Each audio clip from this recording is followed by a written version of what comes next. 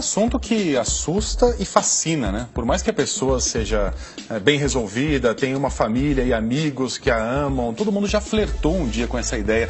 Ao ver uma notícia como o suicídio do Robin Williams, por exemplo, a pessoa acaba pensando, será que eu teria coragem? Como é que é possível alguém levar a cabo essa ideia de tirar a própria vida? E para falar sobre esse assunto, estamos recebendo o professor Clóvis de Barros Filho. Bom dia, professor. Bom dia. Seja bem-vindo. Professor, por que a maioria das pessoas flerta com esse assunto, pensa se teria coragem, se levaria a cabo, como ficaria quem fica, né, no mundo dos vivos, mas algumas levam a cabo a ideia de fato? Qual a diferença entre manter a ideia na cabeça e de fato realizá-la?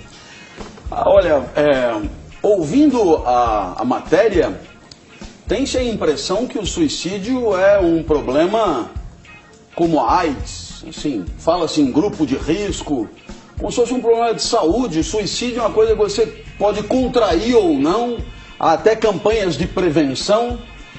E me parece que o que faltou dizer é que o suicídio é uma tentativa desesperada de colocar fim a uma tristeza radical. Em outras palavras, o suicídio é uma forma de solução para a vida num contexto muito particular, que é um contexto de você não suportar mais continuar existindo. Então, entenda, por que razão todos nós em algum momento já flertamos com essa ideia? Porque a tristeza, ela nos assola a todos. Tristeza, que eu digo, perda de potência, perda de energia vital, angústia, encontros com o mundo que são apequenadores, que são, broxantes.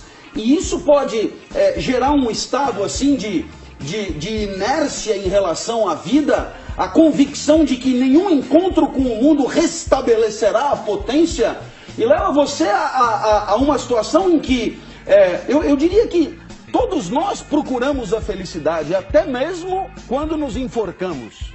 Porque se você imaginar que a felicidade é uma espécie de equação entre prazer e dor, na hora que você tem índices de dor insuportáveis, acabar com essa dor é evidentemente contribuir para uma equação feliz, mesmo que seja com o fim da vida. Agora veja que coisa incrível, quando você coloca fim à vida, você elimina uma dor e acredita que vale a pena arriscar, não tem nenhuma outra ocasião de alegria ou de prazer. E é isso que choca, quer dizer, a minha dor é tão violenta, a minha tristeza é tão grande, que eu vou arriscar para eliminá-la, não ter mais nenhuma chance de alegria, que é o que todos nós buscamos. Então, dentro dessa equação, diminuir a dor vale a pena e é entendido como uma solução. E aí, é muito curioso, porque eu percebo que existe por trás desse discurso sanitarista e higienista, que muitas vezes preconiza uma espécie de normalidade de vida,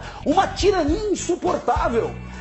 São pessoas que, do alto do seu conforto, acabam aparentemente julgando quem se suicida como alguém que desviou, que derrapou na boa existência. A palavra mais comum é covarde, né? Bom, enfim, é um covarde. Ou então como há de covardia. É preciso lembrar que todos nós, para chegar a uma situação dessa, é porque estamos experimentando uma situação muito radical. Agora, por que tem mais gente experimentando, professor? É isso que a gente está discutindo aqui, o aumento do índice de suicídio. As pessoas estão mais suscetíveis à dor. Que o que aumenta é uma certa competência para registros. A rigor, essa solução de abreviação da existência como forma de interrupção de uma dor radical é uma solução que, desde que o homem existe, ela foi cogitada e ela sempre existiu. O que acontece é que muitas vezes em algumas sociedades existem mecanismos de registro mais eficazes e em outras menos eficazes. É preciso lembrar que muitas vezes há uma tentativa por parte de familiares, amigos e parentes de evitar que a solução do suicídio seja tornada pública. É como se aquela família ficasse marcada. É um pouco até mais triste do que isso. Quando alguém perto de você se suicida, está de certa maneira condenando um fracasso de existência que contamina a todos. É mais ou menos como eu te dizer, pô, eu tive com você tanto tempo e você foi incapaz de me proporcionar uma alegria. A convivência com você determinou em mim um apequenamento tal de potência que eu não vi outra saída. Eu não vislumbrei em você, com quem eu convivo, a possibilidade de ter uma alegria. Então perceba, é desagradável admitir. E eu vou mais além. Existe nesse pudor em relação a tornar o suicídio público uma tentativa de proteção da identidade daquela pessoa depois da morte. Todos nós temos uma espécie de reputação, notoriedade, isto é, aquilo que as pessoas pensam de nós. Na hora que se torna público uma solução desse tipo, é como se toda a vida tivesse sido fracassada. O suicídio parece que marca com o carimbo da derrota, né, toda uma existência que pode ter tido momentos de glória, momentos de encantamento, momentos de profunda alegria. E muitas vezes, quando amamos alguém, não queremos que esse alguém seja lembrado exclusivamente por um episódio que decretaria a falência de toda a sua vida. Por isso há uma certa tentativa, eu acho até que por amor, muitas vezes, uma tentativa de proteger, de ocultar e de não tornar pública essa situação que é radical e que entristece a todos. Professor, agora, se a gente está dizendo que não há um aumento no número de casos, necessariamente, mas que há um maior registro desses casos. Entre os jovens, esse número aumentou bastante. Em que medida essa nova vida social, nas redes sociais, essa obrigação de ser feliz, essa obrigação de estar sempre feliz nas fotos, de que maneira isso tem pesado para essa sensação de infelicidade que parece mais presente na vida dos jovens brasileiros? Bem, eu vejo aí na sua pergunta dois problemas. Eu queria lembrar de um estudo clássico que deu origem à sociologia, do pai fundador da sociologia, Émile Durkheim, que escreveu uma obra que é fundadora, né, de uma ciência que é o suicídio. E o que é que Durkheim nos ensina? É evidente que a tristeza nos assola a todos. É evidente que todos nós, ao longo da nossa vida, passamos por um momento de profunda tristeza. Mas existe aí uma fronteira entre a tristeza que termina num gesto desse e a tristeza que termina em outras formas de diminuição, em outras formas de redução do problema. Então, o que Durkheim propõe é uma investigação de fatores sociais que, de certa forma, estimulam essa forma de solução da diminuição do sofrimento. E é curioso, porque, de certa maneira, o que Durkheim propõe no final do século XIX permanece lúcido até hoje. Qual é a ideia? A probabilidade de recorrer a um recurso desse tipo depende do tipo de ligação que temos com o resto da sociedade. Depende dos laços sociais que mantemos. E aí, as reflexões são extremamente contundentes e explicativas.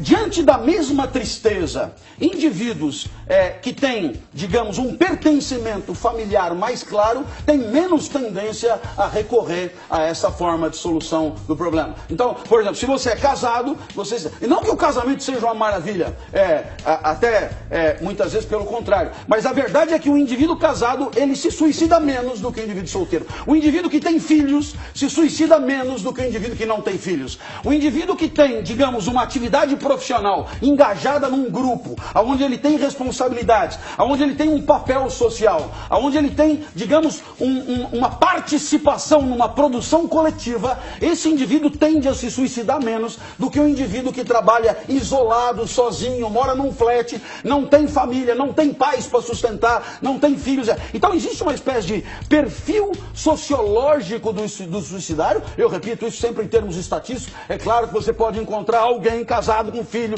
com pai para sustentar, bem enquadrado numa equipe profissional, que recorra a isso. Eu estou dizendo, estatisticamente, quanto maior o isolamento social, maior a inclinação ao suicídio. E agora eu respondo a tua pergunta. Num mundo em que as pessoas interagem via tecnologia, Num mundo em que as pessoas estão fisicamente se isolando, em proveito de pertencimentos e relações sociais mediadas por instrumentos que facilitam esse isolamento. O que não dizer, favorecem esse isolamento, é natural que as condições sociais de produção desse tipo de solução estejam favorecidas. Professor Clóvis de Barros Filho, sempre um prazer tê-lo aqui no Café com o Jornal, falando sobre esses dados alarmantes, um aumento de 30% nos suicídios entre brasileiros nas últimas décadas. O país já é o 8º com mais suicídios em todo o mundo. Mas eu preciso de 30 segundos. Pois não, professor. Eu sei que eu vou atrapalhar o seu jornal. A casa é sua. Essa discussão sobre o suicídio, ela nos remete a uma mais importante, que é a reflexão sobre a vida boa, que é a reflexão sobre uma vida alegre. O suicídio é a ponta do iceberg de um problema infinitamente maior.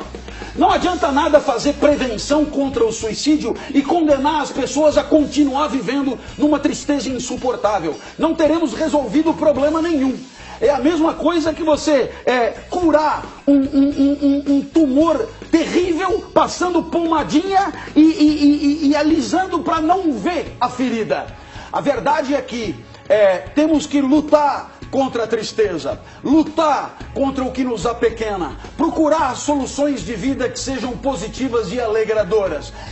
Isso é o que nos cabe fazer. E mais do que isso, você que está me ouvindo, não só se preocupar com a própria alegria, mas fazer de tal maneira que quem esteja do lado, que você costuma dizer que ama na frivolidade do cotidiano, que você possa proporcionar a essas pessoas instantes alegres. Porque é disso que a vida deve ser feita.